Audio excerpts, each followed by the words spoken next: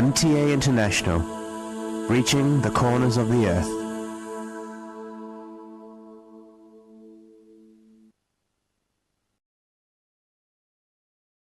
اس وقت ہم سیدنا حضرت امیر المومنین خلیفۃ المسیح رابع ایدہ اللہ تعالی بنصر العزیز کا ایک تاریخی خطبہ جمعہ آپ کی خدمت میں پیش کر رہے ہیں۔ حبیبنا صلی علی محمد صلی علی حبیبنا صلی علی محمد صلی علی رسولنا صلی علی محمد صلی علی رسولنا صلی علی محمد صلی علی محمد صلی علی محمد اشہد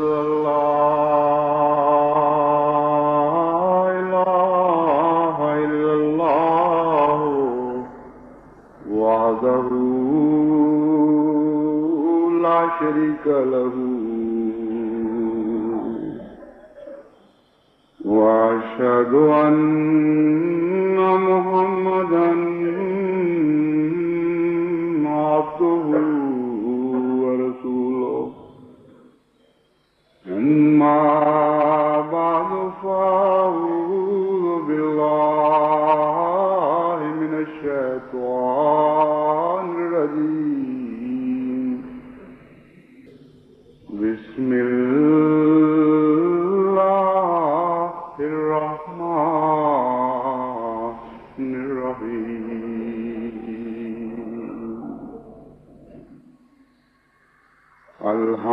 الحمد للہ رب العالمین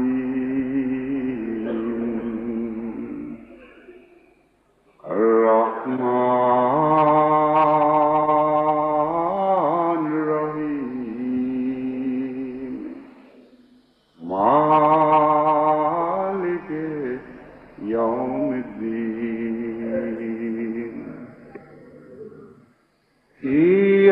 ایاک نعبد و ایاک نستعین اهدنا الصراط المستقيم صراط الذين أنعمت عليهم غير المغضوب عليهم ولا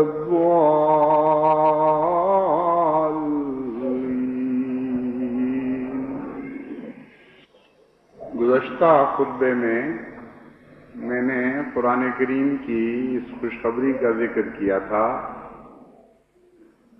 کہ خدا تعالیٰ کے وہ بندے جو اللہ کی راہ میں استقامت دکھاتے ہیں، اللہ تعالیٰ ان پر بکثرت فرشتے نازل فرماتا ہے، وہ انہیں تسلی دیتے ہیں، وہ غم نہ کرنے کی ہدایت کرتے ہیں اور خوف سے بے نیاز ہو جانے کا پیغام دیتے ہیں۔ وہ ان سے کہتے ہیں کہ ہم آئے تو ہیں لیکن تمہیں چھوڑ کر پھر چلے جانے کے لیے نہیں، بلکہ اب ہمیشہ ہم تمہارے ساتھ رہیں گے، اس دنیا میں بھی اور اس دنیا کی زندگی کے ختم ہو جانے کے بعد بھی۔ میں نے مختصراً ذکر کیا تھا کہ یہ فرشتے مختلف صورتوں میں مختلف قسم کے مقامات کے لوگوں کے لیے مختلف قسم کی خوشخبریاں لے کر آتے ہیں۔ تاریخ اسلام سے ثابت ہے کہ یہ فرشتے کبھی تمثل اختیار کرتے ہیں اور ظاہری آنکھوں سے بھی نظر آنے لگتے ہیں، کبھی یہ فرشتے خوابوں میں ظاہر ہوتے ہیں اور خوابوں کے ذریعے جو پیغام دیتے ہیں وہ منوان پورا ہو جاتا ہے۔ کبھی یہ فرشتے دلوں میں سکینت بن کے نازل ہوتے ہیں اور یقین کامل بن کر دل میں بیٹھ جاتے ہیں، اور جو دل میں بیٹھی ہوئی بات ہوتی ہے وہ لازماً مخالفانہ حالات کے باوجود ضرور پوری ہو کے رہتی ہے۔ حضرت صلی اللہ علیہ وآلہ وسلم جب جنگ بدر میں شریک ہوئے تو اللہ تعالیٰ کی عطا کردہ خوشخبری کے مطابق مصومین فرشتے صحابہ حضور صلی اللہ علیہ وآلہ وسلم کے صحابہ کی مدد کے لیے آئے۔ حضور صلی اللہ علیہ وآلہ وسلم نے مصومین کی یہ تفسیر فرمائی کہ یہ ایسے فرشتے ہیں جو معلوم ہو جائیں گے، ان پر گویا نشان ہیں، کچھ علامتیں ہیں ان کی۔ چنانچہ صحابہ بیان کرتے ہیں کہ جنگ بدر میں جو فرشتے دیکھے گئے ان کے سر پر سبز پگڑیاں تھیں اور ایک یونیفارم تھی ان کی، اور تمام صحابہ نے مختلف حالتوں میں جب ان فرشتوں کو دیکھا تو اسی طرح سبز پگڑیوں کے ساتھ دیکھا، اور جب روایتیں اکٹھی ہوئیں تو سب تعجب میں پڑ گئے۔ مگر جیسا کہ یہاں حضور صلی اللہ علیہ وآلہ وسلم نے مصومین کی تفسیر فرمائی تھی، بین ہی ویسا ہی مقدر تھا اور ویسا ہی ہوا۔ اسی طرح جنگ احد میں جو فرشتے دکھائی دیے ان کے سر پر بطور نشان سرخ پگڑیاں تھیں، اور اس میں کچھ غم کا پیغام بھی تھا، کیونکہ جتنا دکھ صحابہ کو حضور صلی اللہ علیہ وآلہ وسلم کے زخموں کی وجہ سے جنگ احد میں پہنچا ہے، ویسا دکھ حضور صلی اللہ علیہ وآلہ وسلم کی ساری زندگی میں کبھی صحابہ کو نہیں پہنچا۔ ایک غم کے بعد دوسرے غم کی خبر ان کو ملی اور وہ غموں سے نڈھال ہو گئے۔ بس اس غزوہ میں فرشتوں کی علامت میں بھی ایک ایسا رنگ چنا گیا جس رنگ میں غم اور خون اور دکھ کا پہلو شامل ہے۔ یہ فرشتے اجتماعی طور پر بھی صحابہ کو اپنی مدد کرتے ہوئے دکھائی دیے، اور انفرادی طور پر ایسی حالت میں بھی کہ ان کو پتہ نہیں تھا کہ یہ کیا ہو رہا ہے۔ چنانچہ جب حضرت عباس قیدی بنا کے لائے گئے تو حضرت صلی اللہ علیہ وآلہ وسلم کو بتایا گیا کہ حضرت عباس کو قیدی بنانے والے ابو یسر ہیں، اور ابو یسر ایک چھوٹے دبلے پتلے کمزور سے انسان تھے، اور شاید ان کی کنیت میں بھی اسی طرف اشارہ تھا۔ یسر کا مطلب ہے آسانی، تو یہ آسانی کا باپ ہے، ہلکا پھلکا آسان سا آدمی ہے، ہر آدمی اس سے نپٹ سکتا ہے۔ حضرت صلی اللہ علیہ وآلہ وسلم نے تعجب سے ابو الیسر کو مخاطب کر کے فرمایا کہ اے ابا یوسف، تم تو بہت کمزور اور ہلکے سے آدمی ہو، اور عباس بڑے مضبوط اور لہیم شہیم اور توانا اور بڑے جنگجو انسان ہیں، تم نے ان کو کس طرح قابو کیا؟ مجھے سناؤ۔ تو ابو یوسف نے کہا کہ یا رسول اللہ، میں نے کہاں قابو کیا تھا، یہ تو ایک آدمی آیا تھا بڑا مضبوط اور طاقتور، اس نے ان کو پکڑا، قابو کیا اور باندھ کے میرے سپرد کر دیا، تب میں لے کے آ گیا ہوں، میں نے تو نہیں کچھ کیا۔ رسول اللہ صلی اللہ علیہ وسلم نے فرمایا کہ اس کی نشانیاں تو بتاؤ، کس قسم کا آدمی تھا؟ انہوں نے عرض کیا کہ یا رسول اللہ، نہ میں نے کبھی پہلے دیکھا نہ بعد میں دیکھا، ہاں علامتیں اس کی یہ تھیں۔ تو حضور اکرم نے فرمایا ایک ملک کریم نے تمہاری مدد کی تھی، ایک معزز فرشتہ تھا جو خدا تعالیٰ نے تمہاری مدد کے لیے اتارا تھا۔ تو واقعتاً فرشتے تمثل بھی اختیار کر لیتے ہیں، اور بظاہر انسان کی شکل میں نظر آتے ہیں، جیسا کہ حضرت مریم کے متعلق فرمایا فَتَمَثَّلَ لَهَا بَشَرًا سَوِيًّا، فرشتے نے مریم کے لیے ایک نہایت ہی خوبصورت متوازن جسم والے انسان کا روپ دھارا اور اس کا ظاہر ہوا۔ حضرت صلی اللہ علیہ وآلہ وسلم کی زندگی میں مختلف وقتوں میں صحابہ نے ایسے نظارے دیکھے۔ چنانچہ ایک مرتبہ حضور اکرم صلی اللہ علیہ وآلہ وسلم مجلس میں تشریف فرما تھے تو ایک اجنبی نووارد مجلس میں حاضر ہوا، السلام علیکم کہا اور کچھ سوالات کیے اور اجازت لے کے چل پڑا۔ صحابہ بہت متعجب ہوئے کیونکہ وہ باہر سے آیا ہوا شخص تھا، لیکن اس کے چہرے پر کوئی تھکن کے آثار نہیں تھے، کوئی خاک نہیں تھی، کوئی کسی قسم کی سفر کی علامتیں نہیں تھیں، اور صاف ستھرے پاکیزہ کپڑے پہنے ہوئے تھے۔ تو صحابہ نے عرض کیا کہ یا رسول اللہ، اپنا خود حضور صلی اللہ علیہ وآلہ وسلم نے صحابہ کے تعجب کو دیکھ کر ان سے پوچھا تم جانتے ہو یہ کون تھا؟ انہوں نے عرض کی کہ یا رسول اللہ ہمیں تو علم نہیں۔ انہوں نے کہا یہ جبرائیل تھا جو تمہیں تعلیم دینے کی خاطر مجھ سے سوال کر رہا ہے۔ چنانچہ بعض صحابہ نکلے باہر اور دور تک گلیوں میں دیکھتے رہے، لیکن کسی انسان کا کوئی نشان نہیں ملا۔ تو صحابہ جو آئے ایک دفعہ، پھر انہوں نے ساتھ نہیں چھوڑا، اور صحابہ کے ساتھ حضور اکرم صلی اللہ علیہ وآلہ وسلم کی زندگی کے بعد بھی ان کی ولایت کا تعلق جاری رہا، انفرادی طور پر بھی اور اجتماعی طور پر بھی، کیونکہ صحابہ بے حد منکسر مزاج تھے، خوف کھاتے تھے کہ کہیں ان کے تعلق کی اطلاع دوسرے پا کر ان کے مقام کے متعلق زیادہ حسن زنی نہ شروع کر دیں۔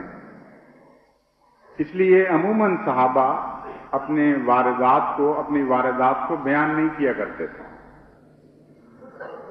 مگر بعض اجتماعی تاریخی ایسے واقعات بھی ہیں جن میں اور کئی گواہ ہوئے اور وہ تاریخ اسلام میں محفوظ چلے آ رہے ہیں۔ چنانچہ ایک مرتبہ جنگ ہو رہی تھی شمالی سرحد پر، اور حضرت عمر رضی اللہ تعالی عنہ مدینے میں خطبہ دے رہے تھے۔ خطبہ دیتے دیتے اچانک آپ نے فرمایا یا ساریۃ الجبل، یا ساریۃ الجبل، اور یہ بات کہہ کر پھر دوسرا خطبہ شروع کر دیا۔ ایک صحابی نے، ایک حاضر مجلس نے بعد میں عرض کیا کہ یا امیر المومنین، یہ آپ نے کیا بات کہی؟ حضرت عمر نے فرمایا کہ خطبہ دیتے دیتے اچانک میرے سامنے وہ منظر آ گیا جہاں مسلمان ساریہ جرنیل کے تحت لڑ رہے ہیں، اس کی سرداری میں، وہ سپہ سالار تھا، اس کی سرداری میں وہ فوج لشکر کشی کر رہی تھی۔ تو آپ نے فرمایا کہ میں نے دیکھا نظارہ، اور میں نے دیکھا کہ وہ پہاڑ سے ہٹے ہوئے ہیں، اور خطرہ تھا کہ دشمن ان کو گھیرے میں لے لے، کیونکہ دشمن کی تعداد عموماً زیادہ ہوا کرتی تھی مسلمان فوجوں سے۔ تو اس خطرے کے پیش نظر بے اختیار میں نے اس کو ہدایت دی کہ یا ساریۃ الجبل، یا ساریۃ الجبل، اے ساریہ پہاڑ کے دامن میں آ جاؤ، پہاڑ کے دامن میں آ جاؤ۔ یہ بات ہوئی اور ختم ہو گئی۔ کچھ عرصے کے بعد ساریہ کی طرف سے ایک پیغام لانے والا خط لے کر آیا، اور اس میں یہ بات درج تھی۔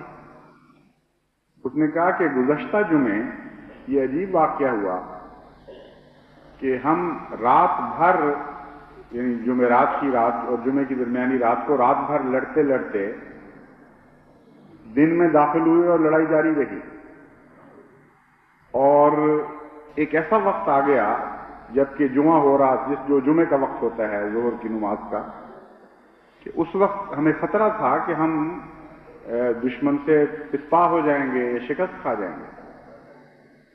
اچانک ہمیں آواز آئی، آپ کی آواز، یعنی عمر رضی اللہ تعالیٰ عنہ کی، کہ یا ساریۃ الجبل، یا ساریۃ الجبل، اور سارے لشکر نے یہ آواز سنی.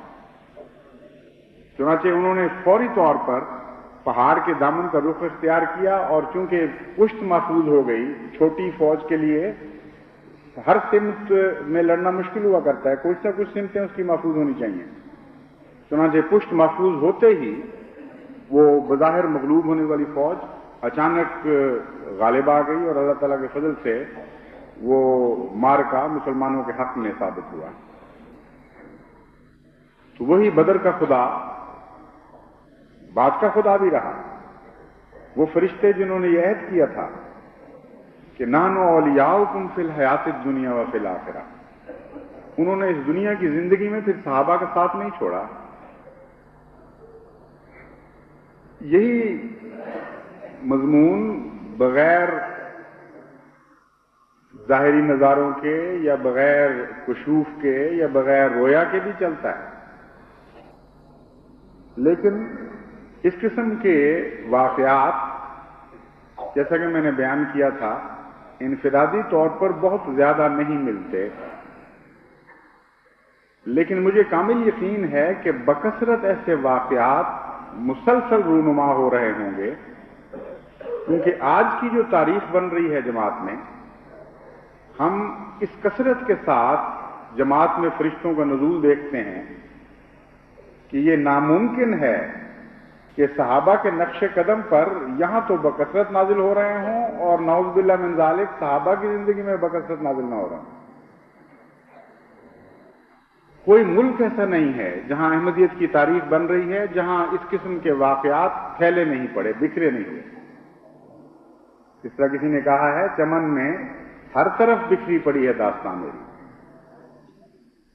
کوئی دنیا کا خطہ ایسا نہیں جہاں احمدیت داخل ہوئی ہو اور جہاں ثبات قدم کے عظیم الشان نمونے احمدیوں نے نہ دکھائے ہوں، اور پھر اللہ تعالیٰ کے وعدے بڑی شان کے ساتھ پورے نہ ہوئے ہوں کہ تتنزل علیہم الملائکۃ الا تخافوا ولا تحزنوا وابشروا بالجنۃ التي کنتم توعدون. انڈونیشیا میں ایک دفعہ مولوی رحمت علی صاحب مبلغ احمدیت جنہوں نے اپنی زندگی کا بیشتر حصہ اس طرح انڈونیشیا میں خدمت اسلام میں کاٹا کہ پیچھے جوان بیوی بوڑھی ہو گئی، اس کے کالے بال سفید ہو گئے، بچے جوان ہوئے، اور حضرت مسلم موعود فرمایا کرتے تھے کہ بچے بعض دفعہ ماں کے پاس حاضر ہو، ماں کو کہتے تھے، تنگ کرتا تھا ایک بچہ خصوصیت کے ساتھ، ایک چھوٹا سا، وہ کہا کرتا تھا کہ اماں لوگوں کے ابا آتے ہیں، وہ چیزیں لے کے آتے ہیں، میرا ابا کہاں ہے؟ کبھی نہیں آتا وہ. اور ماں اشارہ کر دیا کرتی تھی جس طرف بھی وہ انڈونیشیا سمجھا کرتی تھی. اس کی آواز بھرا جاتی تھی، بول نہیں سکتی تھی، کہتی اب ہمارا باپ اس طرف ہے، وہاں سے آئے گا کسی وقت. اور اس حالت میں وہ بچہ جوان ہو گیا، اور بچپن میں جو باپ کی شفقت کا سایہ ہوتا ہے اس سے محروم رہ کے جوان ہوا. تو جتنی عظیم الشان قربانی کوئی خاندان خدا کی راہ میں دیتا ہے، اسی طرح اسی شان کے فرشتے اس پر نازل ہوا کرتے ہیں. بعض دفعہ یہ وہ لوگ ہیں جن کے منہ کی بات خدا سچی کر کے دکھاتا ہے. یہ پہلے کہتے ہیں اور فرشتوں کو بعد میں ان کی مطابقت کا حکم دیا جاتا ہے. چنانچہ ایک دفعہ مولوی رحمت علی صاحب جس مکان میں رہتے تھے وہ سارا محلہ لکڑی کے مکانوں کا بنا ہوا تھا. ایک طرف اس کے ایسی خوفناک آگ لگی کہ وہ پھیلتے پھیلتے ہوا کے رخ کے مطابق مولوی صاحب کے گھر کی طرف چل پڑی، اور جماعت کے پریشان حال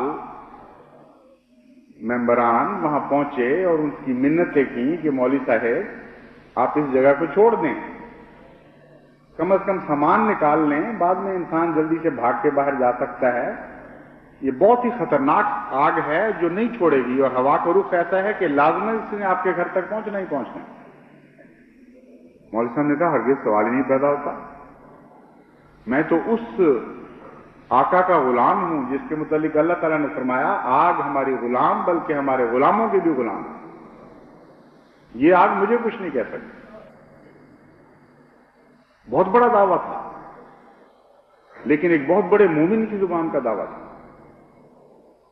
एक ऐसे मोमिन की जुबान का दावा था जिसके मुतालिक हजरत मोहम्मद मुस्तफ़ा सल्लल्लाहु अलैहि वसल्लम की ये खुशखबरी थी, रुबा शता अखबरा लो अक़समा अल्लाह ला बरा। खबरदार, ऐसे भी खुदा के दरवेश बंदे हैं जिनके परागंदा बाल होते हैं, खाक आलूद होते हैं, मगर अगर वो खुदा पर कसम खा जाए तो खुदा जरूर उनकी कसम को पूरा करता है। चुनाचे ये इंडोनेशिया की तारीख का एक दर्शनदा वाकया है। आग बढ़ती रही, सारे मकान जला दिए, और जब इनके मकान को उसके शोले छूने लगे तो अचानक इतनी मूसलाधार बारिश बरसी है कि एक जर्रा भी इस मकान का नुकसान नहीं कर सकी आग। देखते देखते वो शोले भस्म हो गए। कुछ दूसरों को भस्म करने के लिए आग होती है, वो आप भस्म हो गई अल्लाह ताला की रहमत के पानी के नतीजे। तो ये भी फरिश्तों का नुज़ूल हमने देखा जो दिलों में दाखिल हो जाते हैं, बैठ जाते हैं और ऐसा सबात कदम अता करते हैं कि फिर गोया फरिश्ता वो हो जाता है जो बात करने वाला है, और फरिश्ते उसकी मुताबिक करते हैं, और अल्लाह की तकदीर उन्हें पाबंद कर देती है कि मेरे इन बंदों के कौल को सच्चा करके दिखाना। ऐसे बहुत से वाकयात हैं। मैंने चंद साल पहले ऐसे वाकयात इकट्ठे करने शुरू किए, और बड़े अजीमुशान और बड़े दिलचस्प वाकयात हैं। बहुत कीमती सरमाया है अहमदी तारीख का। आज उनमें से दो वाकयात आपके सामने रखता हूं। एक अहमदी खातून थी किसी गांव में, किसी मुल्क में। उनके 3 या 4 बच्चे थे, मुख्तलिफ उम्रों के, तकरीबन जवान थे। गांव पर हमला हुआ और उस गांव में वो अकेला घर था, लेकिन थे इस किस्म के लोग जिनके बड़े एहसानात थे गांव वालों पर, मुअज़्ज़ज़ और करीम शुमार होते थे। चुनांचे गांव वालों की नजरें उनके सामने नीची थी। उनसे तो उनको कोई खतरा नहीं था, उनकी शराफत उनके इर्द गिर्द पहरा दे रही थी। लेकिन जब बाहर का हमला हुआ और एक जत्था आया, तो उस वक्त गांव वालों ने अपनी पनाह पीछे खींच ली। उन्होंने कहा कि अब हम में ताकत नहीं है, इसलिए तुम जिस तरफ जाना चाहती हो बच्चों को लेकर पनाह ढूंढो और यहां से निकलने की कोशिश करो। मां ने कहा, कैसा फरार? सवाल ही नहीं पैदा होता। मेरे खलीफा की आवाज मुझे पहुंची है, खुदा के खलीफा की आवाज मेरे कानों तक पहुंची है कि अपने घरों में बैठे रहो और नहीं जाना यहां से। इसलिए तुम बच्चों का क्या कहते हो? सवाल ही नहीं पैदा होता। जो कुछ है इस राह में कुर्बान हो जाए, मैं चलूंगी नहीं यहां से। और उसने एक अजीब हरकत की। जिस दिन हमले का खतरा था, यानी इत्तला थी कि अब वो जत्था आके हमला करेगा, उस सुबह वो उठी और अपने बच्चों को बेहतरीन कपड़े पहनाए जो ईद वगैरह के मौके पर या शादी ब्याह के मौके पर पहनाए जाते हैं। फिर उसने सेवियां पकाई जो देहात में अमूमन ईद के मौकों पर पकाई जाती हैं, और बच्चों को खूब सजा बनाकर खूब अच्छी खुराक देकर उसने कहा कि देखो बच्चों, हमला होने वाला है, तुम 4 जवान हो मेरे, तुम में से एक भी अगर जिंदा पीठ दिखाकर वापस आया तो मैं उसको कभी अपना दूध नहीं बख्शूं। जिस तरह मैंने तुम्हारी ईद बनाई है, तुम मेरी ईद बनाना, और खुदा की राह में जाने देना हंसते हुए, मुस्कुराते हुए, अपनी छातियों पर वार खाते हुए, पीठ पर नहीं। इस तरह उसने अपने 4 जवान बेटे खुदा के हुजूर पेश कर दिए। लेकिन ततनज़्ज़लु अलैहिमुल मलाइका का वादा इस शान से उसके हक में पूरा हुआ कि वो गांव के करीब आकर मुख्तलिफ देहात का जत्था एक ऐसी अफवाह के नतीजे में लौट गया कि जिसकी कोई भी हकीकत नहीं थी। उनको ये खबर पहुंची कि यहाँ जो अहमदी खानदान है उसके बहुत से साथी भी हैं और बहुत हथियारबंद हैं और बड़े बड़े खतरनाक हथियार इनके पास इकट्ठे हुए हैं, इसलिए इनके 4 मारे जाएंगे, तुम्हारे 100-150 मारे जाएंगे। अब अगर तुम ये देखकर हमला करना चाहते हो तो करो। लेकिन वो वापस लौट गए। बड़े बहादुर लोग हैं वो लड़ने वाले, जिस इलाके की मैं बात कर रहा हूं। ये उनके दिल का खौफ नहीं था, ये अल्लाह ताला के फरिश्ते थे जो उनकी बागें मोड़ रहे थे। जब खुदा के फरिश्ते किसी कौम की बागें मोड़ दिया करते हैं तो उनको इस्तिताअत नहीं होती उस रुख पर चलने की। एक कस्बे में एक अहमदी खातून थी, बेवा और अकेली, उनका बच्चा भी कोई नहीं था। इर्द गिर्द जब मकान जलने शुरू हुए, लुटने शुरू हुए अहमदियों के, तो उनके दिल में बड़ी हसरत पैदा हुई। उन्होंने कहा कि ये मेरी तरफ रुख नहीं कर रहा है, कहीं मेरा ईमान तो कमजोर नहीं कि खुदा मुझे आजमाइश में नहीं डाल रहा। ऐसी बेकरार हुई कि बाहर निकलकर चौक में वावेला शुरू कर दी कि ओ जालिमों, तुमने मेरे ईमान में क्या कमजोरी देखी है जो मुझे नहीं लूट रहे। मैं भी अहमदी हूं, खुदा की कसम अहमदी हूं, मैं सत्ता समझती हूं इस ईमान को, इसलिए बाकियों के घर लूट के उनके दिल ठंडे कर रहा है और मेरा घर भी लूटो। इस संजीदगी के साथ, इस खुलूस के साथ उसके दिल की ये चीख निकली कि चंद दिन के बाद हमला हुआ और सारा मकान और सामान सब कुछ जलाकर खाकस्तर कर दिया गया, खिड़कियां तोड़ दी गई, शीशे दरवाजे सब जलाकर खाक कर दिए गए और तकरीबन घर मलबे में तब्दील हो गया। उस औरत की जान बचाई। मुख्तलिफ किस्म के हमले होते हैं, बाज़ दफा इंसानी शराफत एक हद से आगे नहीं जाती, यानी इंसानी जुल्म एक हद से आगे नहीं बढ़ता। क्योंकि उन लोगों ने इस गुड़िया के ऊपर हमला नहीं किया। इस वाकया की कुछ देर के बाद वो बड़ी खुश थी, बड़ी मुतमईन थी। उसने, बल्कि ये भी उसके मुतालिक आता है कि वो इतना उसने खुशी का इजहार किया कि एक पूछने वाले ने कहा कि बीबी तू पागल हो गई है? उसने कहा पागल नहीं हुई, मैंने देखा है मेरा फलां रिश्तेदार था, वो फलां सन में लूटा गया था और छोटा सा थड़ा होता था, छोटी सा उसका कारोबार था, अब वो लखपति है। तो मैंने तो इस खुदा के फजल नाजिल होते देखे हैं, मैं इसलिए खुश हो रही हूं कि मुझ पर भी खुदा का कोई फजल होने वाला है। उसका एक गुमशुदा बेटा था जो कई साल से कहीं जा चुका था, लापता था। इस वाकया के थोड़ी देर के बाद वो गुमशुदा बेटा इस हालत में आया कि उसने बाहर बहुत दुनिया कमाई हुई थी। अव्वल तो मां के लिए सबसे बड़ी दौलत उसका बेटा ही होती है जो गुम हो चुका हो। लेकिन इसी दौलत पर खुदा ने इक्तफा नहीं की। उसने आके मकान को देखा, उसने कहा अम्मा मैं तो ये सोच के आया था कि तेरा पुराना मकान ढा के अपनी मां को नया मकान बना के दूंगा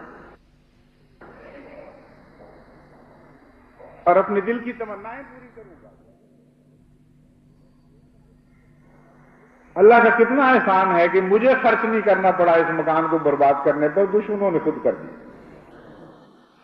अब कम पैसा लगेगा मेरा इसको डिमोलिश करने पर, इसको खत्म करने पर, उखेड़ने पर, और फिर अल्लाह ताला ने फजल फरमाया, उस जगह उसकी प्यारा और अच्छा घर उसको बना के दिया। इस कसरत के साथ ये वाकयात हैं, महफूज भी और गैर महफूज भी। कुछ इज्तिमाई शक्ल में मुसव्वदात में पड़े हुए हैं, कुछ बेशुमार जमातों में फैले पड़े हैं। इन वाकयात के बयान का मकसूद ये है कि जमात के पास ये अमानत है और खतरा है कि अगर इस अमानत की आज हिफाजत न की गई तो ये जाया हो जाएगी। यह आपकी औलादों की अमानत है, आपके मुस्तकबिल की अमानत है और इन कुर्बानी करने वालों की अमानत है जिनका नाम जिंदा रखना हमारा फर्ज है। जिंदा कौमें अपने खुदा की राह में शहीद होने वालों को कभी नहीं मरने दिया करती। खुदा की राह में कुर्बानी करने वालों की याद हमेशा जिंदा रखा करती है। تاکہ قیامت تک آئندہ آنے والی نسلیں ان کو دعائیں دیتی رہیں۔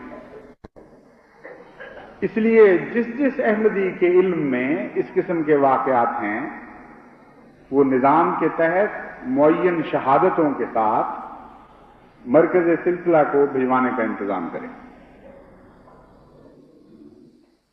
اس میں صبر اور استقامت کا پہلو بھی ہو، ایسے واقعات چاہیے، اور پھر نزول ملائکہ کا پہلو بھی ہو۔ اور کوئی ایک ملک میرے مخاطب نہیں ہے، تمام دنیا میں جہاں جہاں بھی جماعت احمدیہ کا قیام ہے، اور یہ حقیقت ہے کہ اللہ تعالیٰ کے فضل سے آج جماعت احمدیہ پر سورج غروب نہیں ہوتا، تو ان سارے ممالک کے احمدی میرے مخاطب ہیں کہ جو کچھ انہوں نے اپنے باپ دادا سے سنا ہے اس کو بھی محفوظ کریں، جو انہوں نے اپنی آنکھوں سے خود ہوتے دیکھا ہے اس کو بھی محفوظ کریں، اور جہاں تک ممکن ہو شہادات سے مزین کر کے اور جماعت کے عہدیداروں کی تصدیق کے ساتھ، یا جماعت اگر کہیں نہیں ہے تو وہ ویسے ہی مرکز کو اس کی اطلاع دیں، اور یہ دعا کریں کہ اللہ تعالیٰ حاسدین کے شر سے ان کو محفوظ رکھے۔ حاسدین کا شر بعض دفعہ ڈاک پر بھی حسد کرتا ہے، اور بس چلے تو اس قسم کے واقعات کو جہاں تک پہنچنا چاہیے اس سے پہلے ہی جلا دیتا ہے۔ یعنی بس حسد ایک عجیب چیز ہے، وہ گھر نہیں جلا سکتا تو خط جلا دیتا ہے بیچارہ۔ اس لیے کوشش یہ کریں کہ آنے جانے والوں کے ہاتھ محفوظ طریق پر بھجوائیں، تاکہ یہ قیمتی سرمایہ ضائع نہ ہو، وہ یہ سمجھ کریں کہ ہم نے بھجوا دیا ہے اور یہ پہنچا ہی نہ ہو۔ یہ وہ لوگ ہیں جن کو متعلق میں جیسا کہ بیان کیا، اللہ تعالیٰ فرماتا ہے اور ملائکہ کا یہ وعدہ کہ ہم تمہارے ساتھ رہیں گے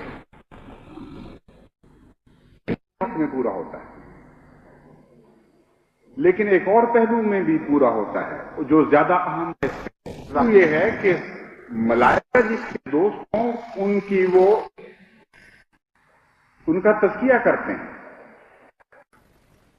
ان کا نام پہلے کی نسبت ہمیشہ اور زیادہ پاک ہونے لگتا ہے۔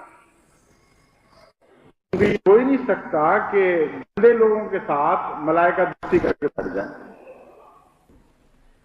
یہ جو وعدہ ہے کہ ہم چھوڑیں گے نہیں، اس میں یہ بھی خوشخبری ہے کہ ابتلاؤں کے دور سے جو قومیں گزرتی ہیں ان کا تزکیہ نفس ہوتا ہے،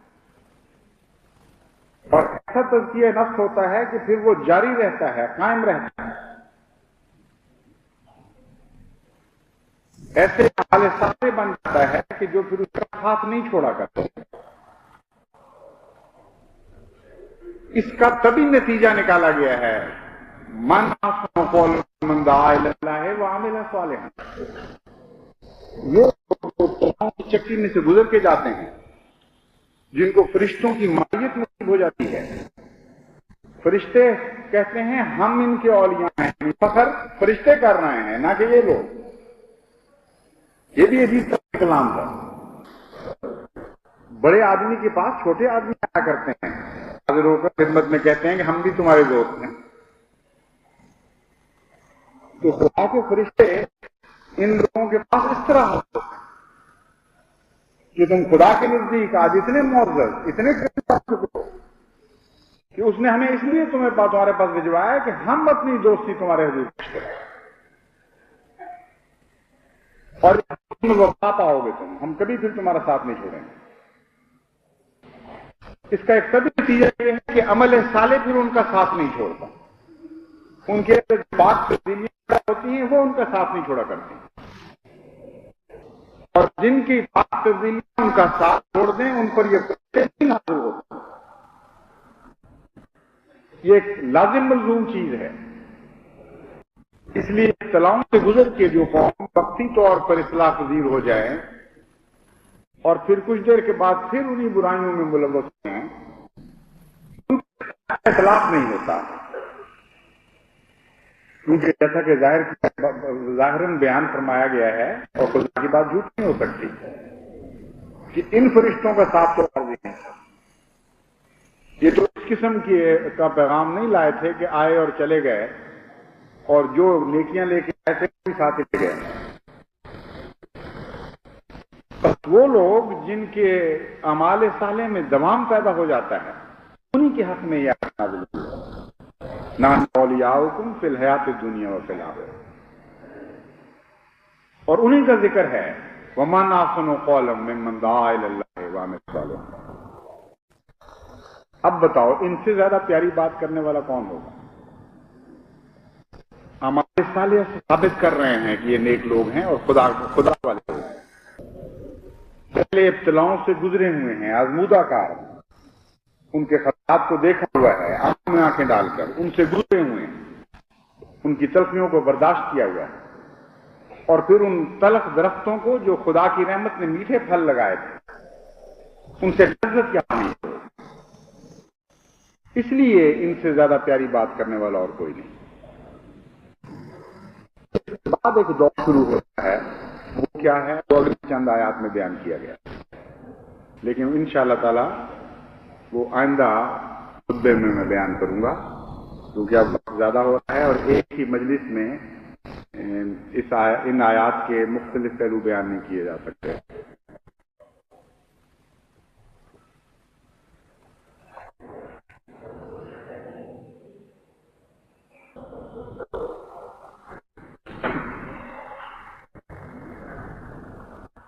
الحمدللہ نحمدہ ونستعینہ ونستغفرہ ونؤمن بہ ونتوکل علیہ ونعوذ باللہ من شرور انفسنا ومن سیئات اعمالنا ومن يهد الله فلا مضل له ومن يضلله فلا هادي له ونشهد أن لا إله إلا الله وحده لا شريك له ونشهد أن محمدا عبده ورسوله. عباد الله